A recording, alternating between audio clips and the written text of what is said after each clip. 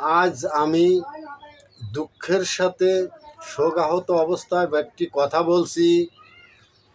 বাংলাদেশে সমগ্র বাঙালি জাতিকে এবং প্রত্যেকটি নাগরিককে মৃত আসিয়া যে দুনিয়া ছেড়ে চলিয়া গিয়াছেন, এন্তেকাল করিয়াছেন, পরকালে যেন তার ভেস্ত নসিব করে আল্লাহ রাব্বুল আলামিন।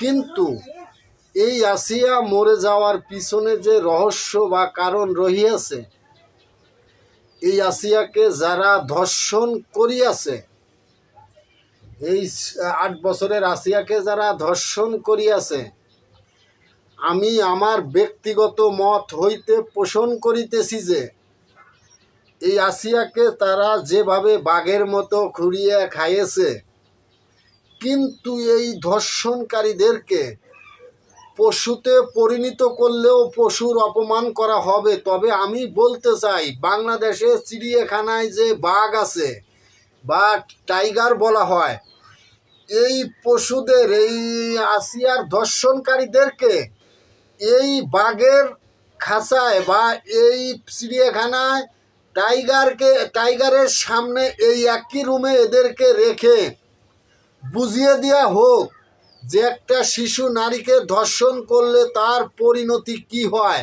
আপনারা বাংলাদেশের প্রত্যেকটি নাগরিক কি আমার এই বিচারে সম্মতিত রায় আছেন? তাহলে আমার ভিডিওটি দয়া করে লাইক, ফলো, শেয়ার দিবেন এবং বাংলাদেশের বিচার বিভাগকে বুঝিয়ে দেন যে তাকে বাঘের খাঁচায় নিক্ষেপ করে তাদেরকে বিচার সম্পন্ন করা হোক।